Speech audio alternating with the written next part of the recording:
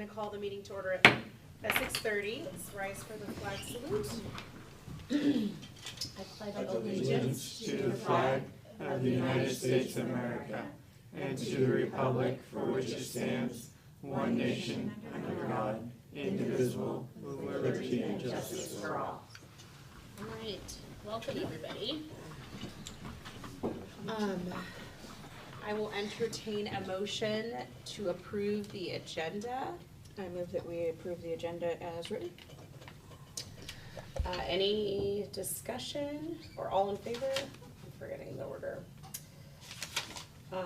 Any discussion? Okay.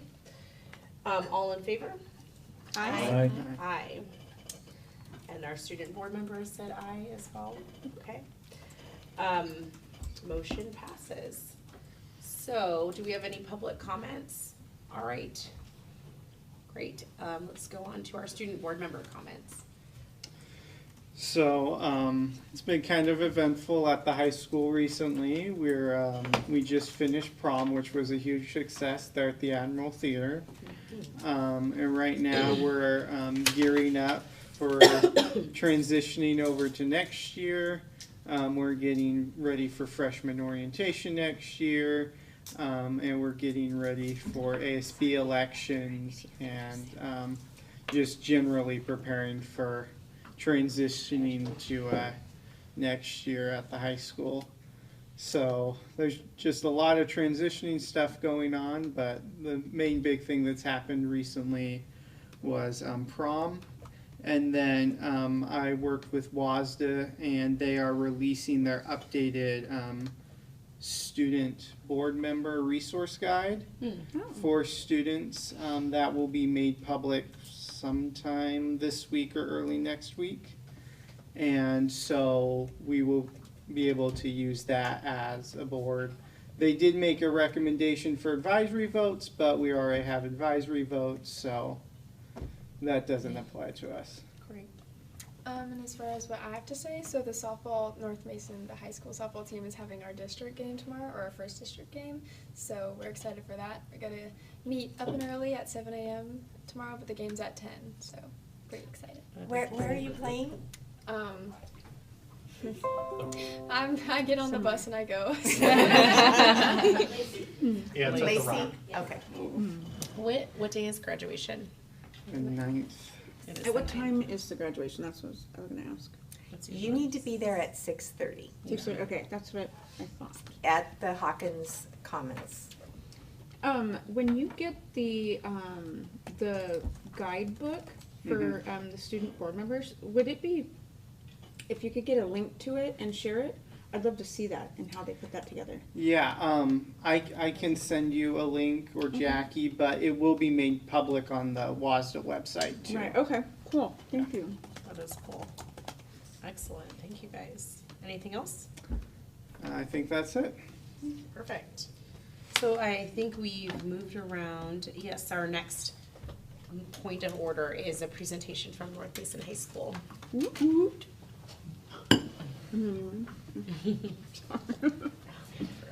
Thank you, board. Thank you. Morgan, thanks for your comments on prom. Prom was awesome. It's always good to check prom off. It was uneventful and kids had a great time.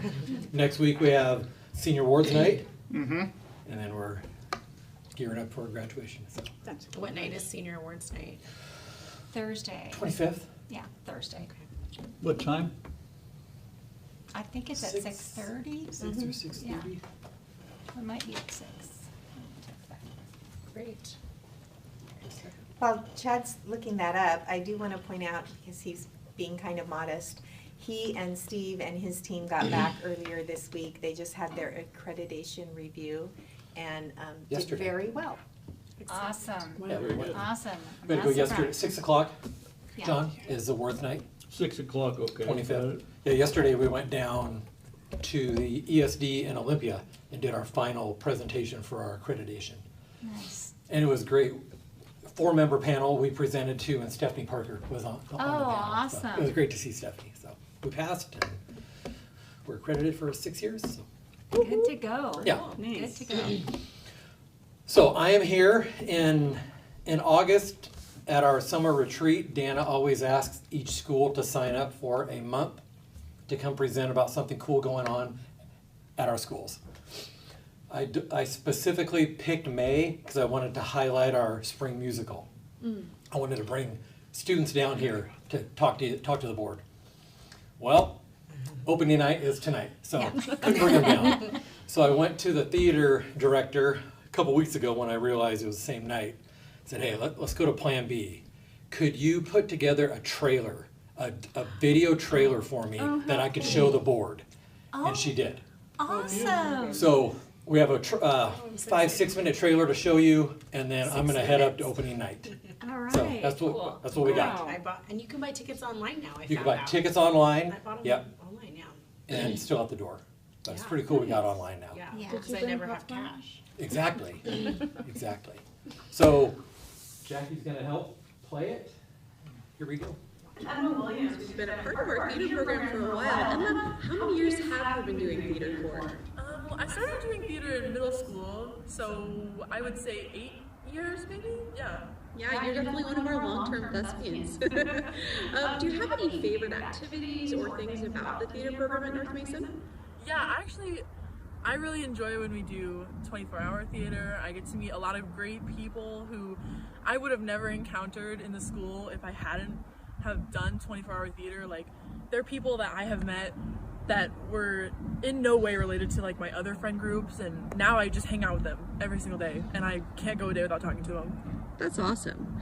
Can you think of anything that theater has really done to help you with your future goals, career or otherwise? Yeah, this year I'm actually stage manager, which I was very nervous for. I have never done anything like being a stage manager or having like a director position like this, and so I was definitely worried because there's so many things that they do, like, you know, getting the set built and getting the props in and managing behaviors in the theater, and I just wasn't sure if I could do it, but I've been pulling it off, hopefully. You've been doing great. And it's just taught me a lot about how to prioritize tasks and how to manage my time in a way that helps me get things done so that we can do our show on time. And I think going forward in the future, I'm going to be able to finish all the projects that I need to do in a timely fashion. Yeah, absolutely. And then finally, what is something that you have enjoyed most in your roles that you've played in the theater program? Well, the role that I enjoyed most was Gomez Adams, which is really interesting because I didn't think I wanted to be Gomez Adams. And I think I enjoyed most about it was the challenge. I have never played a character like that ever, and I didn't know how to go about it, and I got some great help from Mrs. Gennaro and my friends and everyone around me, and they just made the experience so worth it because they were always there for me, and we were just one big family, and it's just great seeing every year this new family come up and join. Yeah, awesome. Finally, I have one last question for you, Emma. Which role do you play in Grease this year? I am playing Marty. She is Rizzo's best friend in the Pink Ladies. She's a little sarcastic, but she's not quite mean. She's very sophisticated, or so she believes. She's not exactly sure what she's doing in the high school, but she's slowly figuring it out. She's kind of just going along with the flow, and I feel like she's very me. It's like, I look older than I am. I try to like know things, but sometimes I just don't quite get there. And I love her. She's got some great characterization things going on that I can't wait to figure out. Awesome. Well, we can't wait to see you in the musical Grease. Thank you for your time, Emma. You're welcome. Yeah.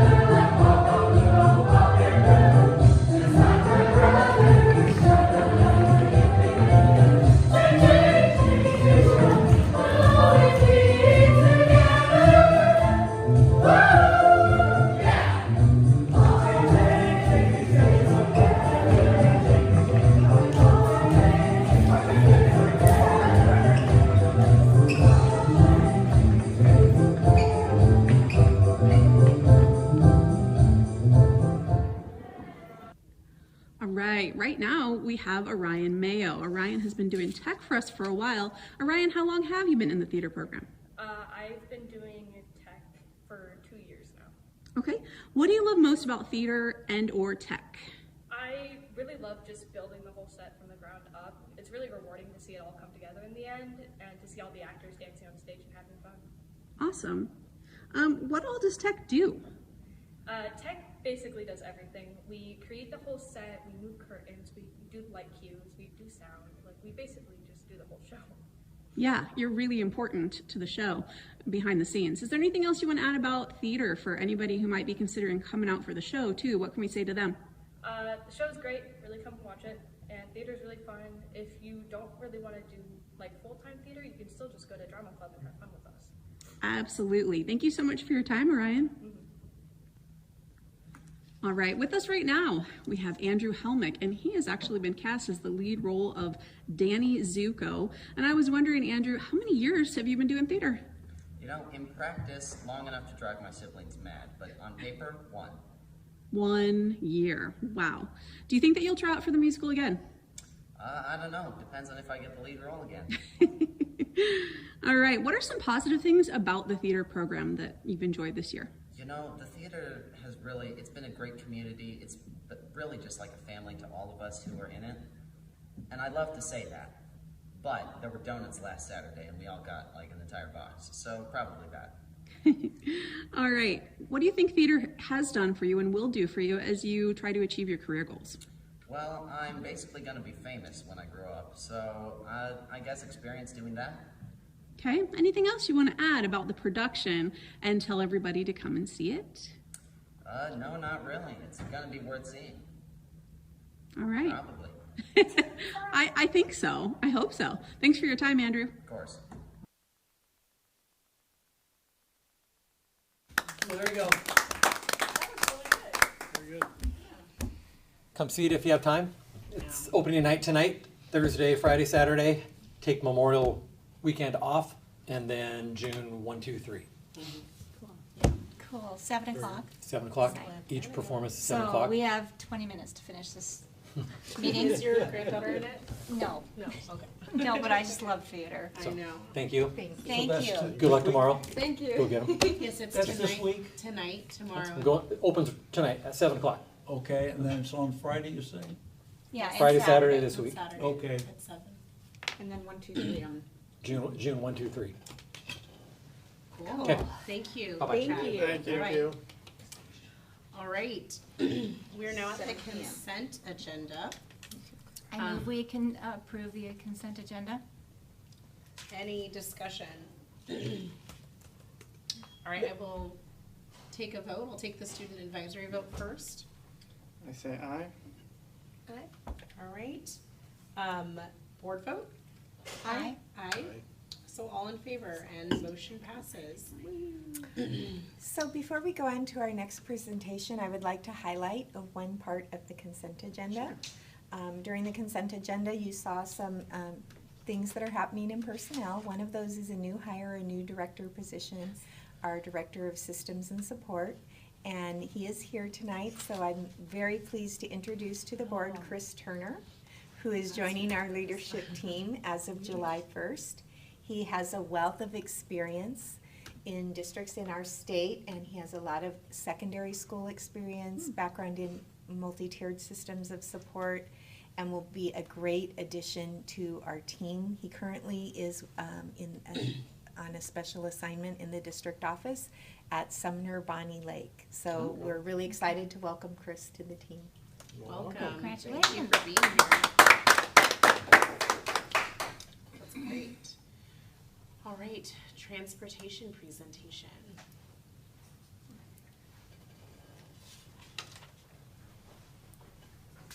Good evening. So it's been a couple years since we did transportational numbers and everything, and so I just want to give you guys kind of a large overview of where we're at. This year we purchased 4 new buses, and so with that, prior to those 4 new buses, 62% of our buses were off the depreciation schedule. With the 4 new buses and getting rid of 4 buses, that were 20 years old. We got it down to 46% off the depreciation schedule. Buses run on a 13-year depreciation schedule, for those that don't know that. And small buses are on an 8-year depreciation schedule. So that's why the little buses were at a 55% or off depreciation, and our average age of our little buses is 9.1 years. So most of them are already off depreciation, and in the next 2 years, we'll actually have all of them off depreciation, with the exception of our newest 3 that we got in 2019. So a new bus, the ones we just got were $122,000. $10,000 of that was our district options, like acoustic ceilings, which really help with the noise for students. Acoustic for the engine compartment, things like that. Those are not standard as part of the state bid, so we have to pay extra for those items. And another $10,000 was taxes. So the base price for the bus was $101,000. This year, the state bid base price for a bus is $128,000 for a similar bus. For the small? No, this is a big bus. Oh, okay. It's a 77 passenger with the hood in the front. Those are not the favorites of our drivers because the hood is in the front and they prefer the flat noses.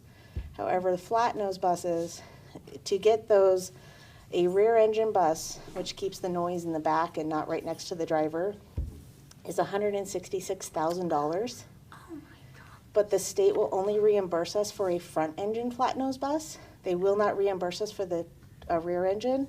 So they would only reimburse us for $149,000 for that bus. So it's quite the cost difference, unfortunately, for us. So we're trying to maximize the number of buses we get each year or every other year to get a group so that we've got similar parts, similar oil filters, because even though the engine might sound like it's exactly the same, they change the microns on the oil filter by 50, and now you have a whole new part that you have to keep in stock. Then, Could I just ask one question? Yep. So the small buses that are 19 and 15 years old, are those going to be replaced? they are not on the agenda to be replaced anytime soon. Okay. Only because we have big buses that are 22 years old, 18 years old. One of the buses we just got rid of this year was a 1998. Okay. So we're working our way through them, but our little buses are doing really well, being well maintained, and the mechanics do a wonderful job. So what did you say again, sorry, that the depreciation was? For a large bus is 13 years, and for a small bus, the ones that we have, they're an 8-year. I see. So when you say 55% off depreciation, 55% are older than 8 years? Yes. For like the smaller? Yeah, and that means we're not getting any money from the state to be able to purchase those new buses. Okay. Thank you. For our next slide is driver's hours. This is just a 10-year span of how things have gone. So it's pretty steady till COVID hit, and that's what 2020 was. And then we're creeping back up. 2021 we kind of muddled a little bit, and then this year we're at 726 hours. That was 2023. Yeah, 2022, 2023. Okay. And yeah, I kind of wondered about that and why the hours are lower, and if they still are, you know, toward the end of the year now, and what. They are still lower because we have less routes. Okay. Unfortunately, and so there's less time for the drivers, and we're hoping to keep working towards that goal of getting back to all of our routes. Does it mean that ridership is low? Ridership is down. Yeah, okay. That's coming up on the next couple sorry. pages. No worries. I know. Yeah. The next route, or next slide, is buses and routes by year, and this is again where you can see that we're standing steady between 49 and 50 for a really long time, and then COVID. And now this year we're at 44 routes. is the orange and buses is the blue. So that's how many buses are being used to run that number of routes. What does that do for ridership on the route? How many students are on those routes? So like we have an elementary route that a couple of them that have about 60 kids or more Oh, wow. on them. And Wow. our high school routes, they're averaging between 45 and 50, which is a lot. That's a lot. So I mean, it's like, we're just reducing the route so it's more kids on every bus. Yeah. Okay. Yes. Yeah, we have managed to not cancel a single route in the last 3 years during this entire time. So we have been very grateful to our team of drivers and being able to be creative, step up and help out, combine where we need to, and make it work so that we Morgan's haven't team canceled has them. done an amazing job because all around us, all our neighbors have had to cancel routes or call and ask us if somebody would drive a route for their district. Wow, yeah. And although we lost drivers too as a result of the, things that happened during the COVID pandemic, and we're still growing our driver cohort back, her team has done amazing work and needs to be recognized. That's Definitely. fantastic, yeah. Thank you. I wondered about that. Yeah, what is like the job market for bus drivers right now? Zip. Everybody is looking for drivers. No, it's just it's stayed the same. It's a high demand job, but not enough people are. There's not enough people to fill the roles. That is evident nationwide. Yeah. Unfortunately. And part of it is the demands, part of it's the requirements for the training, and part of it is just the fear of what you're responsible for. Yeah. The liability that goes along with driving with 60 children behind you. Yeah. That's scary to a lot of Yeah. people. But we are still building. We have been able to train many drivers this year. And I was gonna say, what is is it what's the trickle or flow of people that you get who apply? Do you see a pretty regular, steady trickle of people, even if it's low? this year's been a little more steady than previous years, but we're sticking to around 2 to 3 in a class, which is low. Yeah. Honestly, you hope for closer to 4 or 5 because typically you lose about 50% of your class, usually after the first week because they learn all the things that they're responsible for. Yeah. From having to clean a bus Yeah. to being responsible for 60 bodies behind you when you can't see them all. Yeah. Some of them are bad. So you can't see what they're doing. Yeah. Yeah. So it does make a difference in our for our drivers and our sub pool, but we are building it and it is getting better. Good. Yeah. And the morale in our department is still very high. The drivers come together and it is an amazing team that I work with, and I couldn't ask for better for that. So the next slide is ridership, and this goes to your question, Arla. You can see for 2019 was our highest year, and that's because in 2018 we switched to counting every single day versus counting just on a specific time period, which is typical for districts, is to just pick a week or 2 weeks during the count period and count that, and then you get your best days out of that. We count every single day, which has made it to our numbers actually even out. And so in 2019, our high was 2,810 students, and that's 2 from total together. So it's doubled, actually. Yeah, so it's halved. In the morning, you would have about 1,400. about 6, Okay. yeah. Okay. And then, but this year, our number is 2,386. So we're still down about 500 students on the buses, but it's gotten a lot better. And I feel like we will get better as we continue to be able to bring back routes and lower those route times. Do you think are people choosing not to put their kids on the bus, or is this like an enrollment? I think it's more people choosing not to put their kids on the bus, and some of that is because some of the ride times are an hour long for some of our kiddos that live nearby. Yeah. Unfortunately, their ride home is an hour, and even though they live just down the street from what they would perceive as down the street from the school, it takes an hour for the bus to get to their house. And there's just no other way to do it with what we have, to be able to still service all of the areas that we service. So, thank you. Our next page is highlighting the transportation mechanics. Our mechanics, we have 2 in our shop, and they have maintained outstanding inspections with State Patrol for over 10 years. When State Patrol comes, they inspect over 200 items on every vehicle that transports a student. The State Patrol does that? Yes. Oh my goodness. So they come twice a year. Once in the fall, they surprise us and show up on a given day, and they start inspecting our buses, and they do 25% of our fleet at that time.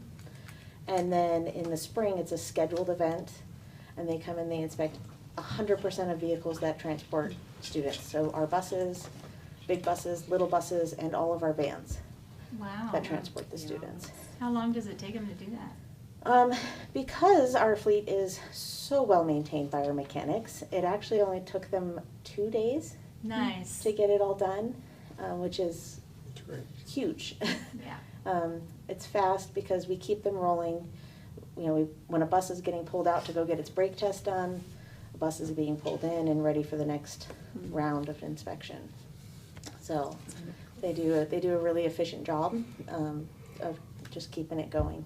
So we're able to do it during the school year while we're still transporting kids and still get it done in about 2 days. Wow. So it's pretty impressive. The vehicles that our mechanics maintain is 6 vans, 9 small buses, 26 large buses, 2 food service vehicles, and 8 facilities vehicles, along with the lawn equipment. Wow. And there's 2? Yep. Wow. For our drivers, we have 22 bus drivers this year, 2 van drivers. We now have 4 substitute bus drivers because our trainee passed her CDL. And but we have 2 new trainees starting on Monday. Oh, great. In class. So to date, we have now trained 10 drivers instead of 9. And we lost 13 since 2020, but we're recouping. Yeah. And we're getting there. So we are in the mend. That's good. This next section is talking about the PBIS and the MTSS, and this is something that's very near and dear to my heart because it really brings us together with the schools and working with the schools on how we're handling situations on the bus and being consistent with what the schools are using. So we work with the schools so that we have consistent language being used, that we have consistent expectations. The drivers do present PBIS to this elementary level 3 times a year. They use the time when they get to the school a minute or 2 before they can release the students to help train the students on a daily basis on a focused expectation. And then we work with the schools. If a student is really struggling, how can we work with them to help them do better? What are some tier 2 supports we can put into place on the bus? And just talking with the teachers, talking with the principals. And it's a very much a joint effort between the buses and the schools. They work together. And so there's consistent expectations, consistent consequences, tier 2 supports, and it's all safety focused for the buses. And remind me what PBIS stands for. Positive Behavior Intervention System. That's awesome. And so this next slide this is a picture of one of our drivers and a teacher teaching the bus expectations at one of the schools. But they do that 3 times a year. And then the next slide, it talks about our positives. This is how the drivers reward the kids on a daily basis if they see kids doing things and following the expectations. They give out these positives, and they're special positives. They're a little different than the ones they get in the school. They still get to spend them the same in the positive store, but they have a bus on them, and so they're they're yellow, so they're a little different, a little special. And when the teachers see them, they give them a little bit of a high five and really try and play that up. Is that at the elementary schools only? Yes. Yeah. We don't have a system in place as far as a positive or a sticker for the middle school, high school students yet, because it's hard to figure out what motivates them. But Good luck. we're working on it. We are working with the systems support teams to try to come up with something. Cool. And then the last slide that I have is talking about our big wheelies. And this is how once a month the drivers recognize the students at the elementary level. They pick about 5 elementary kids on each bus. The kids receive a button that has been personally made by the drivers. They've actually designed it themselves. And then they get a certificate that says Big Wheelie. A lot of drivers actually laminate them at home and write the kids' names on them so they can take them home and they stay nice and pretty. And then we give the list to the schools. The school puts it in the announcements. So we really try to tie it all together in a very positive way. And that's monthly? Yep.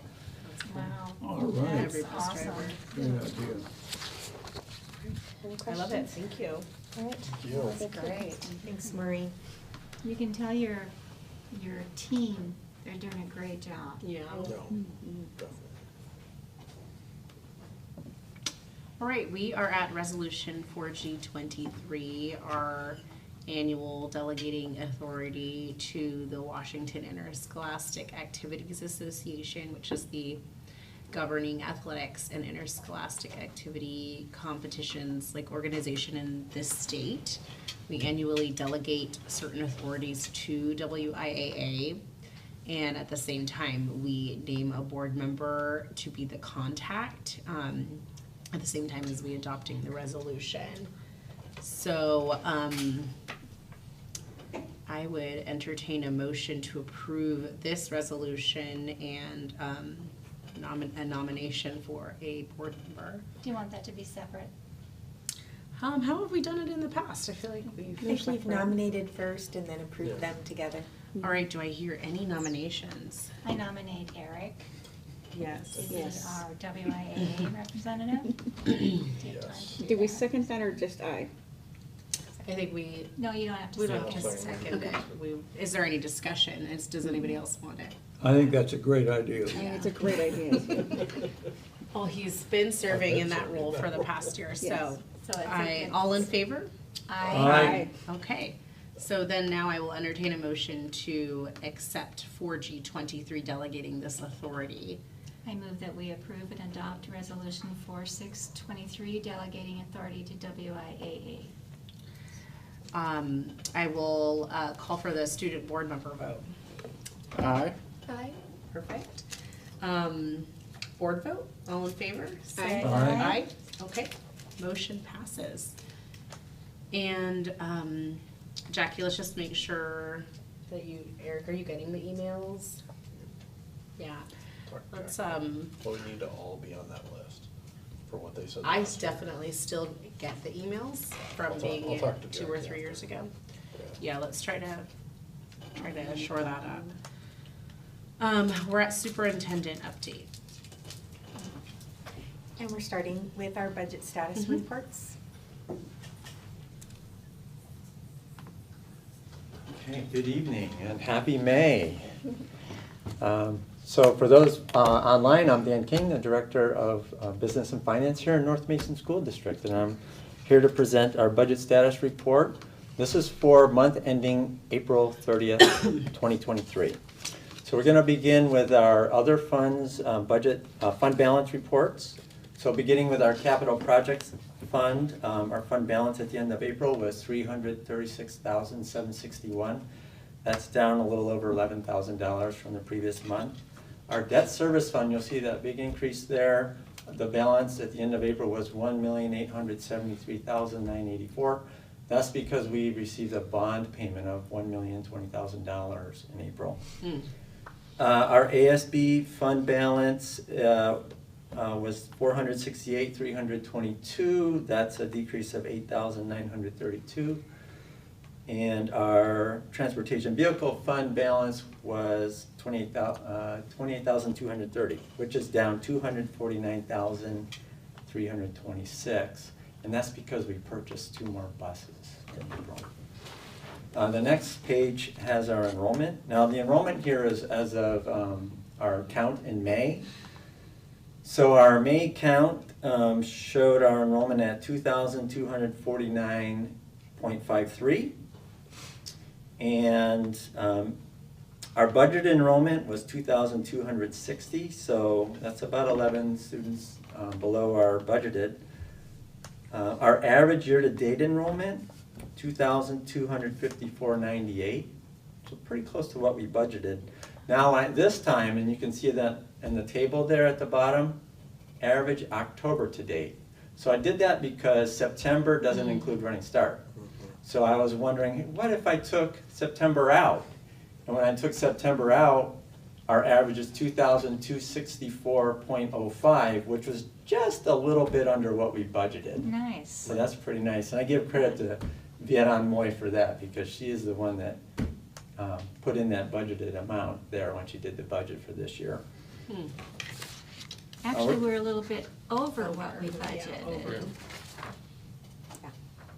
So we budgeted 2,260.4. Yeah. And our average is 2,002. Oh, that's right. Yeah. Yes, 4 students over. Yeah, cool. My mistake. Okay, we're going to go on to our general fund. Budget status for the end of April. On the top left there in red, you can see our total revenues actual. We're at 67.20%, and our projected for that point in time was 68.12, so pretty close there. Our local revenues, 85.37% there in purple, and we had projected we'd be at 82.93. Our state source revenue, we were at 67.64, and we had projected we'd be at 66.14, so pretty close there. Our federal sources, we had projected, well, I'm sorry, our actual we're at 51.61, and we had projected we'd be at 67.93. That one's not as close to what we projected, but as you can see, each month we're getting closer and catching up with our federal revenues as we continue to put in more of our claims for expenditures through our grants and allocating our Title I funds appropriately. Do we think that's going to catch up? I do believe it, yes. Yeah. I do feel it will catch up. What we want to see here at the end of the fiscal year is we're at 99.9. Yeah. So Eric, part of the impact on that was when the state changed our systems for doing our claims for our budgeted amounts for our federal budget items this year from the way we've always done it, to using EGMS. EGMS and the system didn't accept things that districts reported until like October, November. That usually we've completed that process in July. So it is a big catch up, and hopefully the system will be a little bit more friendly now that everybody has learned it this year. Sure.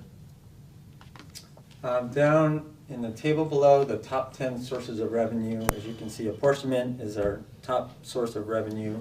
Our apportionment to date as of the end of April was $14,868,000.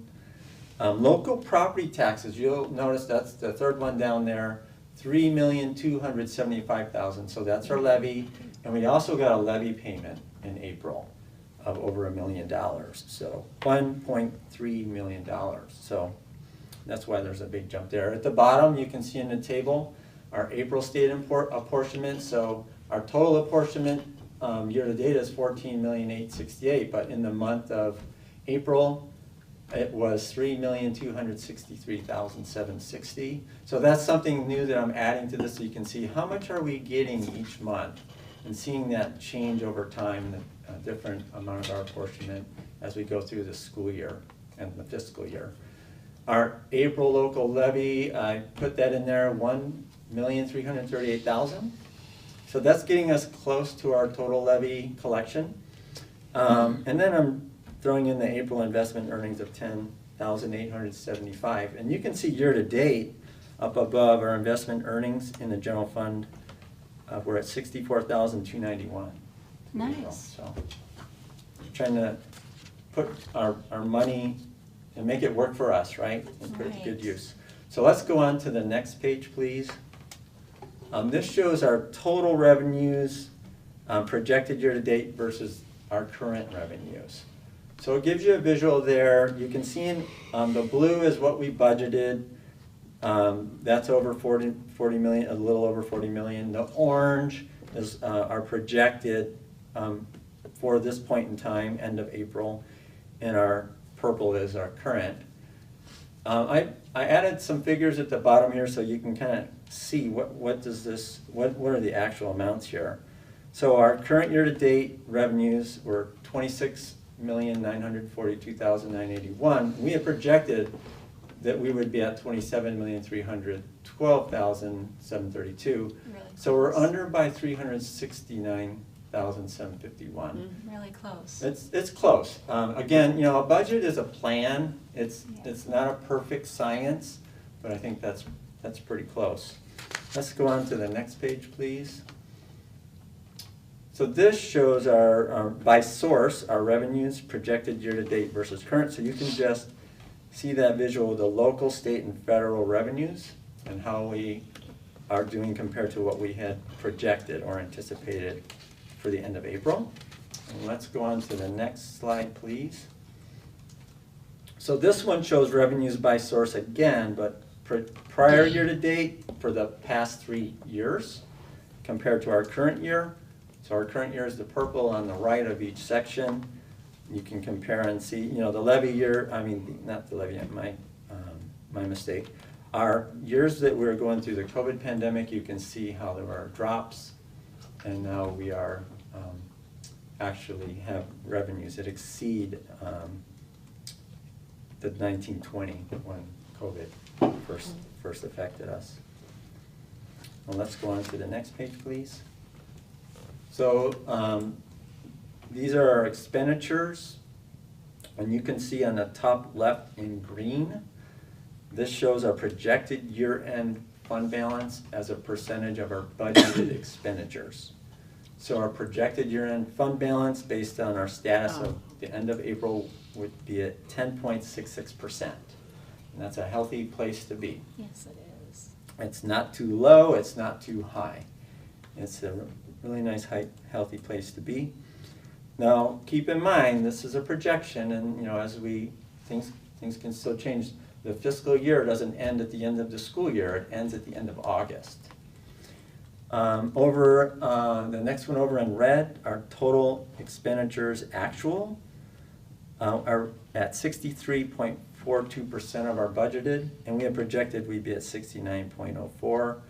Salaries and benefits, actual year-to-date, 66.35%, and we projected we'd be at 66.48%, so we're pretty close there with that projection. Our basic ed, actual year-to-date, 60.03%, and we have projected for basic ed 69.68%. So those are kind of the 40,000 foot level view of our expenditures to date. The top 10 expenditures by program, you can see there in the table below. Basic ed is number one, our largest expenditure, $11,401,000 plus. District-wide supports, $3,844,000 plus. Special education, $3,039,000 plus. Transportation, $1.4 million. ESSER, $1.082 million. This is ESSER 3. ESSER 3 money was in response to the COVID pandemic. It was to provide some relief and provide some resources to help make up for any loss or the impact of the COVID pandemic. So that's what that is. So that is going to be, we're anticipating that we're going to be through having those ESSER expenditures at the end of this year, but we'll see, we might have a little bit left at the end of this year, and we'll have a plan for how we're going to use those funds. Dan, I have a question about the top 10 expenditures, I know I could go back and just compare to previous months, and I know that the numbers obviously change with each presentation you do because we're adding another month. But does the order, I know basic ed, I always notice obviously basic ed is at the top. Do we ever really see much difference in the order that these are in? Yeah. Okay. Not usually, yeah. Not usually. I just have one question. Well, maybe you should finish and then I'll Oh, no, ask. go ahead, please. I'm curious, are we still supplementing special education? With the levy, you mean, or? Yeah. Yeah. There, we have to. Yeah. to some degree, yes. So when this dollar amount here that's strictly from the state? Yes. But that doesn't include what we supplement? That's correct. That's right. Okay, thank you. Okay, well, why don't we go ahead and go on to the next page, please. So here we have total expenditures, budgeted, projected year-to-date, and current year-to-date. So you can see that we had budgeted that for the year, $40,952,949. And at the end of April, our year-to-date expenditures were at $26,189,824. We had projected we'd be at $28,508,838. So you can see and if you could scroll up, please, Jackie, thank you. You can see the difference is $2,319,014. So our expenditures are $2 million less than we had projected where we'd be at the end of April. Now, that doesn't mean it won't catch up because there's still some Time to spend money. There's some purchase orders, there's some things that are encumbered yet that haven't completely been spent yet. But as we go through the year, we should see this balance out. Okay, let's move on to the next page, please. This is expenditures by object, projected year-to-date versus current. So you can see salaries for certificated and classified, our benefits. You can see that our current is pretty close to our projected. You can see there is a difference in our projected supplies compared to our current expenditures for supplies. And then with purchase services, you can see there's a difference there. Again, a budget is a plan. It's not a perfect science, and this is based on what we had anticipated. Now, we do have some supplies that are yet to be purchased, some curriculum purchases. So those kinds of things can have a big impact on your expenditure. So as we finish up those purchases, we should see some changes there. Let's go on to the next slide, please. This is expenditures by object, prior year to date versus current. So here you can compare across the years, and you can see how our expenditures have increased since the pandemic years and pre-pandemic. But you can also see that with supplies and purchase services, even though our projected and current aren't necessarily the same from the previous slide, you see they're off some. You can see compared to last year, our expenditures in supplies and purchase services are really close to where we are now. The next slide, this shows our fund balance across the year. It has our actual fund balances or end of year fund balance projection. So the actual where we were at is everything from April back to August, and then everything May through this coming August is a projection. So if you look at April and go straight up, you can see that peak there in the line graph. Our fund balance at this point is $4,408,647. You can see in August that our projection for end of year fund balance is $4,403,683.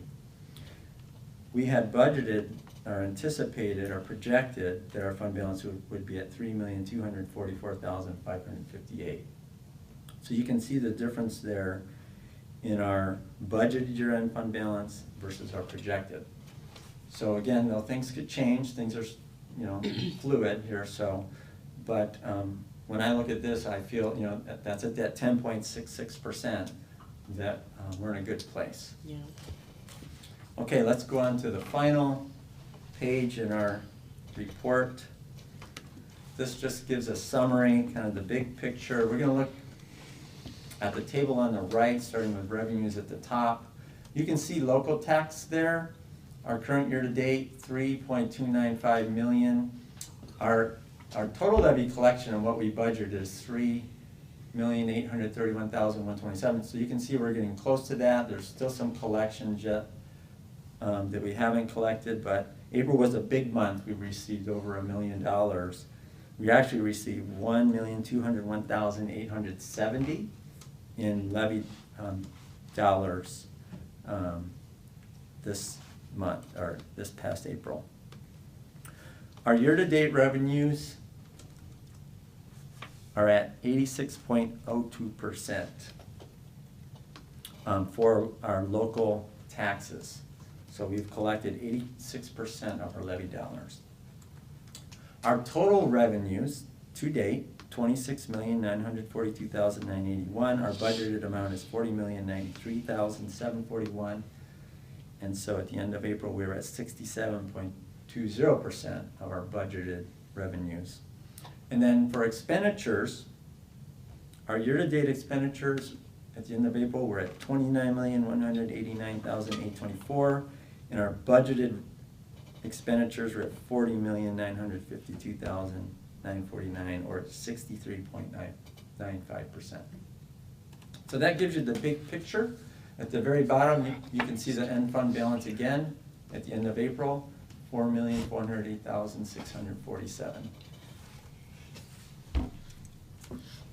Are there any questions? Yes. Questions, anyone? No, good job. Yeah, I Good think job. you're doing a Here, great here. job. My head hurts. I know that was a lot. I tried to go fast. No, it's fine. No, that was a perfect. No, Yeah, it's it good. was We like good. the Thank bean you. counter I really- part of you. And I like how you've pulled out information and highlighted that as well. That is great. helpful. Thank you, Dan. You're welcome. Thank you.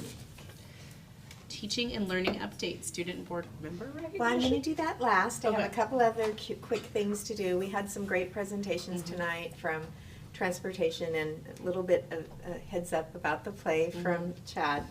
But I do want to note that Amanda Marley Clark submitted our newsletter, North Mason Moments, for recognition at the Washington School Public Relations Association. Oh. And our newsletter was awarded an honorable mention for districts under 10,000 students. Wow. So she was very proud of Cool. that in her first year of doing this That's work for us. excellent. Definitely. I think that's Washington wonderful. School Public Relations Association. Association. Yeah. WASPRA. And also while she was at that event, she was in a group explaining our picnic event.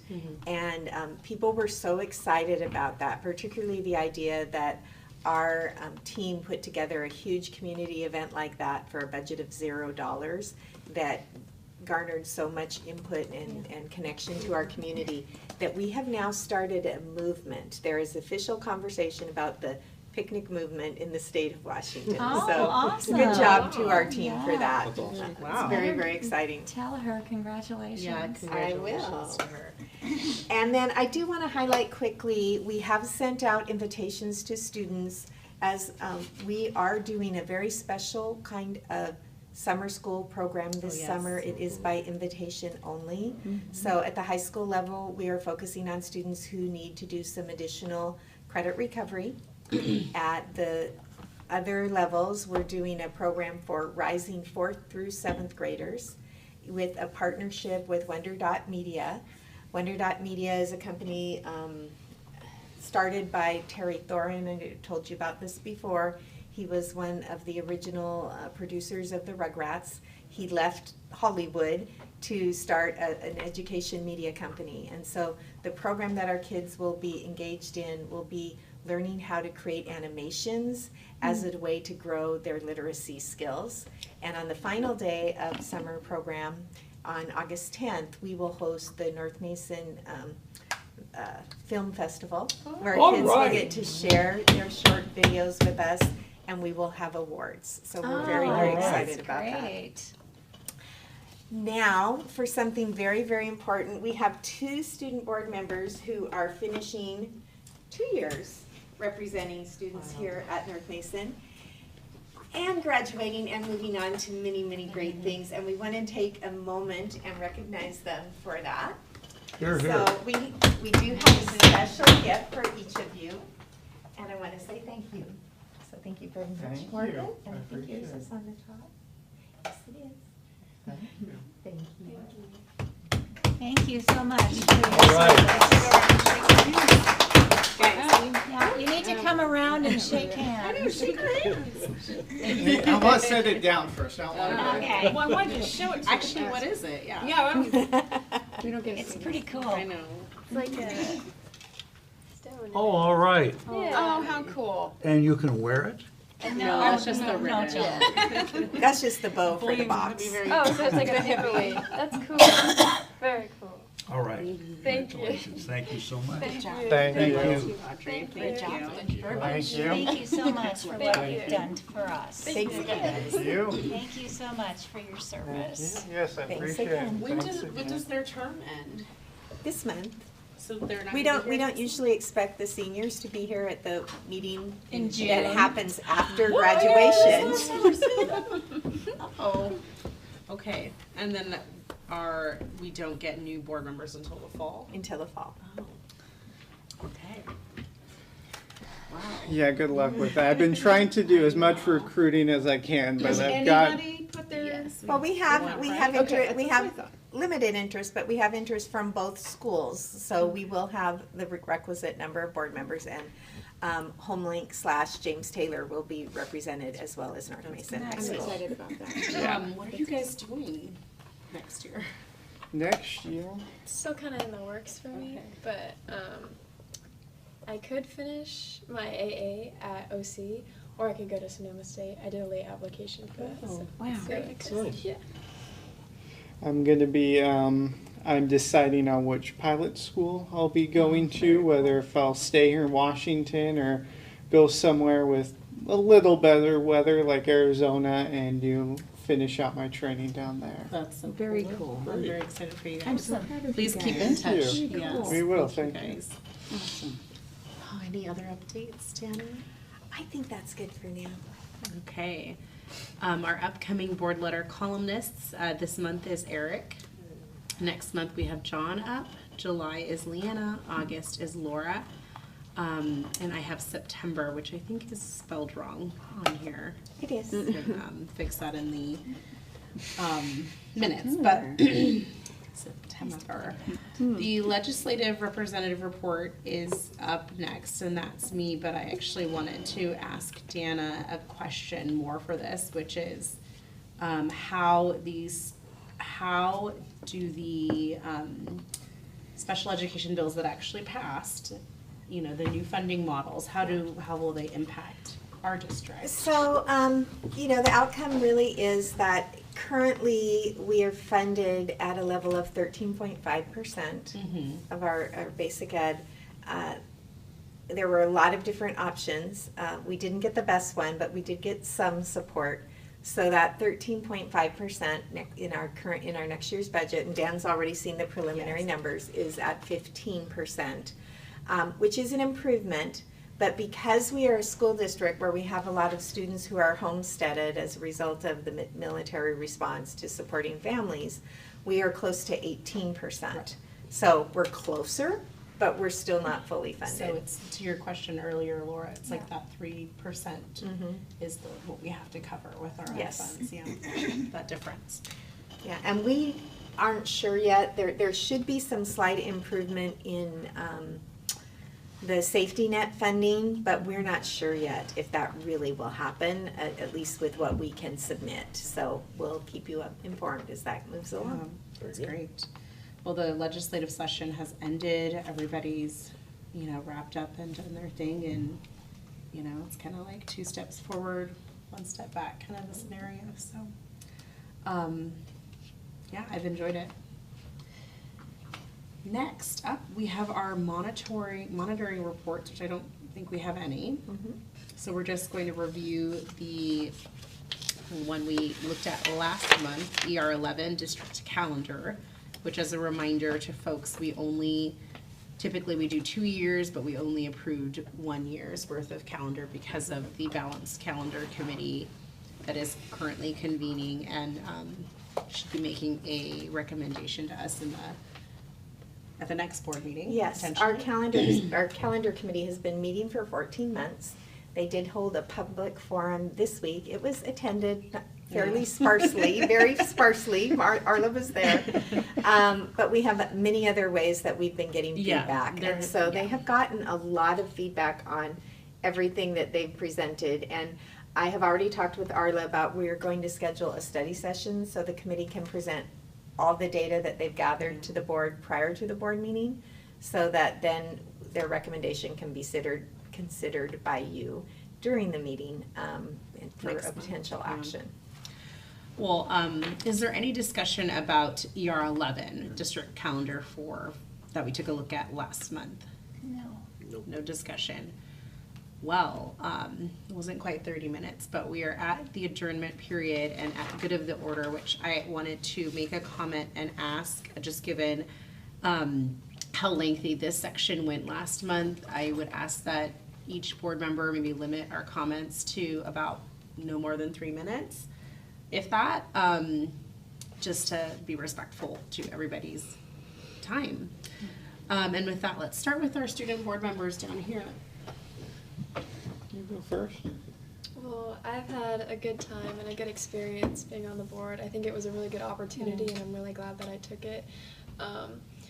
It was a little bit difficult for me to balance sports and this, but I'm really glad that I did, and it's something that I would do again and that I would recommend to all of the next students to come. So, thank you. That's great. Thank you. Yeah, I've had a lot of fun doing this. I'm sad to be leaving. I may be back in the future in a different position. We'll see. Nice.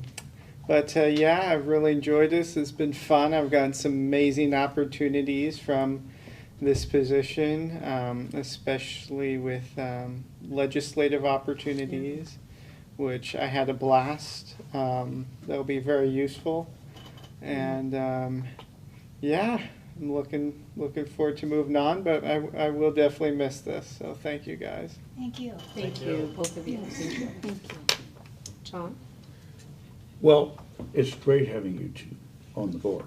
I appreciate it a great deal. I'm so glad that you guys have been very active, Morgan, particularly you, on the state front. I think this is, as Dana indicated, this is one of the key things that we have to watch for to do our job here at the local level, which is bring in funds.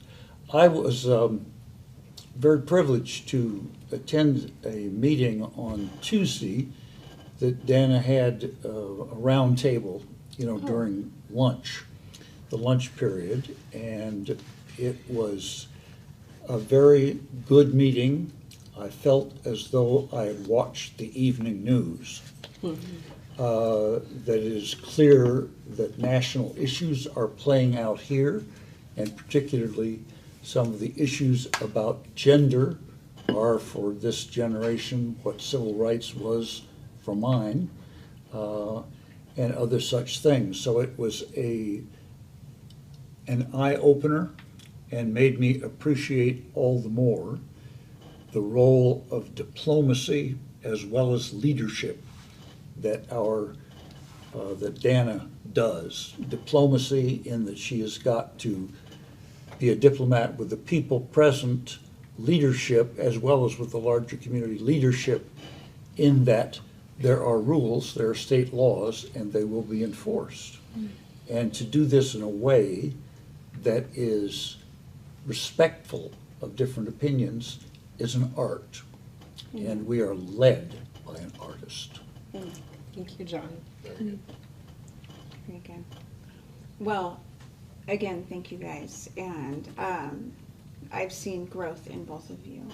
I've worked closer with you, and you both have a very bright future. I can see that. So I got to go to Career Day at Sand Hill, and present as a board member slash business owner slash baker slash cool. everything. So I brought cookies, I did snickerdoodles, and I did chocolate chip. And I wrapped those suckers and did twist ties on 160 cookies. So my fingers hurt, but I got to tell them all the little of the ups and downs, and they had 3 different classes come through, and Mr. Roberts came through, and that was my son's favorite teacher. Yeah, And he's he got him twice, 1st grade, 4th grade, but then cut short for COVID. But what I was excited about when I was done, and kind of not shocked really, but I've been working with a 13-year-old since birth, like to 13, and I'm listening to these kids, and yeah, they had a little laid out thing they had to ask, and they had to write down all of their answers, but the questions they came up with on their own. We have a lot of artists that are coming up, and that's the other thing that I do in my business is I'm an artist. And just the questions they came up with, and one kid had all the answers on how I'm going to make more money, and I'm like, you need a better sign. And he's never seen my sign, but he was like, maybe if you get a better sign it would be better. And I'm like, wow. And I left in tears. One child, I shouldn't even say child, a young man came up at the end. Just, you could just see the age in his soul, and he showed me his art, and it was wrapping stones with metal, and he was just amazing. He told me his whole business workup and everything, and I'm like, dear Jesus, these kids. I'm like, God bless you. It was very amazing. So I got to do that, and it was it's been a while since I've seen other ages, in there, so it was nice to see. Thank you. That's cool. Was that, yeah. It was toward the end of last month, attended the Washington Association of School Administrators Awards Dinner, where we got to see Lisa Roberts and Dana get recognized, and Lisa recognized additionally for her retirement. And then also it was a chance that they do these community awards, and that was just really special to see all the area school districts call out and recognize these amazing community partnerships. It was interesting to see what's going on in other districts. And we had selected the Kitsap Immigration, Kitsap Immigrant Assistance Center for the work that they've helped us do with our Guatemalan families. And we also recognized Mateo. Did he end up getting his physical award? Okay. Actual There was a award. little bit of a snafu. But that was just lovely. I was happy to be a part of that presentation. This week I also attended a student roundtable, a different one, but same issues. I think it was maybe the more maybe like less polished lunch, I don't know. It was very, very illuminating and has given me a lot to think about. And I would agree, there's a lot that's happening nationwide that plays out. High schools are a microcosm of our community and our world.